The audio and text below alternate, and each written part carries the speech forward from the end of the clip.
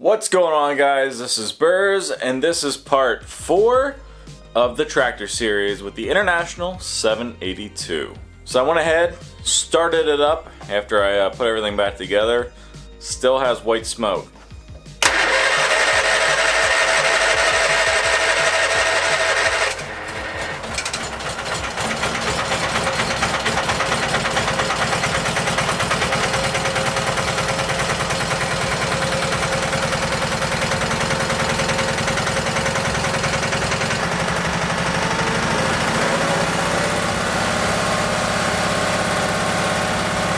It doesn't whistle anymore or have like a squeaky sound anymore.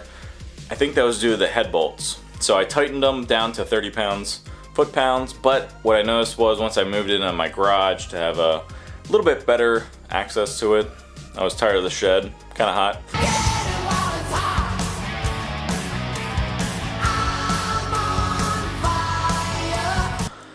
I went ahead and did a compression check, found that on the right side here, or the left side if you're looking directly at it, we got over 100 foot-pounds of compression, and on the left side here we only got 75. So popped off that head and saw that a piece of the gasket on the top right was, it just fell right off. So when that happened, it made sense because the bolt that was up there was it was gas, gas was all on it. So I think that's where it was leaking. So I took that apart. I'm gonna replace that head gasket and replace the other side just because I'm already in there, might as well do it. And we should be in business, but that's where we're at right now. So what does that all entail, you might ask? Well, I took the head off. What did you do? I'm gonna go ahead and resurface it right now. So where this was leaking was this top right corner right here. As far as the gasket, this part of the gasket fell off.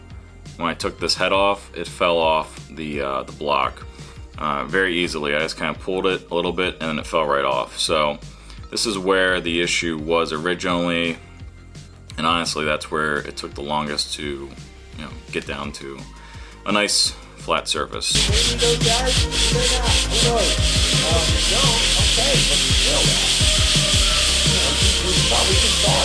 I'll put a link down below to the video I saw, but it's like Olds 547839744457894. Something like that is the channel. He has really short videos for the most part, but they're really informative. So if you're interested and you got a cub, I would check out his channel. But I went ahead and I have a marble countertop for my island, and I went ahead and put 320 grit sandpaper, wet or dry. Make sure you can use wet because you gotta put water on it so it doesn't gum up, or you'll be there all day long. Taped that down, went ahead and resurfaced this to where I feel comfortable. Before, this was around 74 PSI in this cylinder, and the other one was over 100, about $1.05, somewhere around there.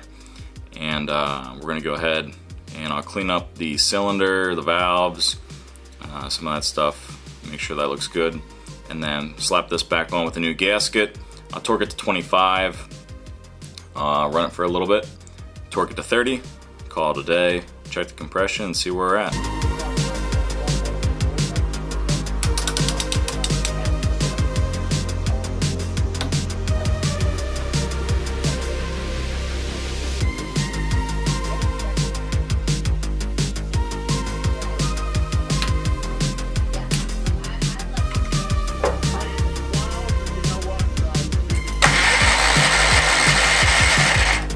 And this was the moment I realized things were gonna get a little more difficult. I went ahead, did the compression check, and it came out to about the same thing as it was before. So I realized that it wasn't the head gasket, and things were gonna get a little deeper. So I went ahead, took a look at the valves, popped it open. There's no clearance on this side with the intake valve. So it was hanging open pretty much all the time. And when I looked at all the valves, 3 out of the 4 of them were moving at top dead center. So I realized that they all were, pretty much not closing the best they could. So I figured just take the valves out, clean them up, set the tolerances right. I'll grind off the end of them, the end of the stem, as much as needed, a little bit at a time. A bunch of different trips back and forth to the grinder, but I'll get started here by cleaning up the valves.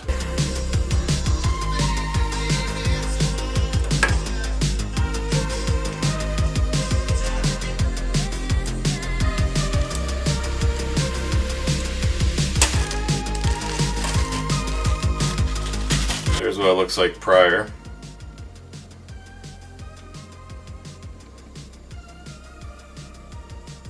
So you want this turned pretty low.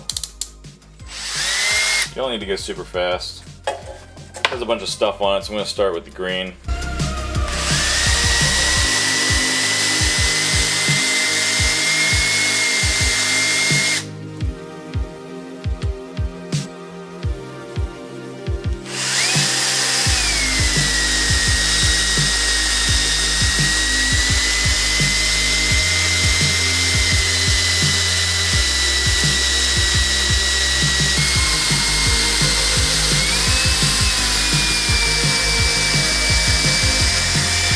Alright, so now we'll go to the fine.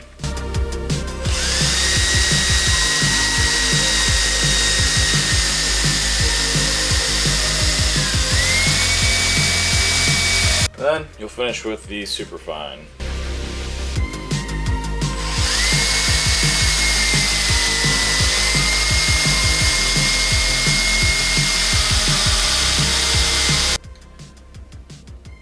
You can see there. Looks considerably better.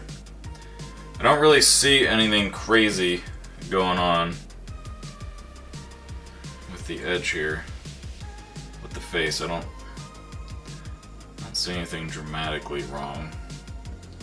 So I'm just gonna put these back in and not go get them refaced.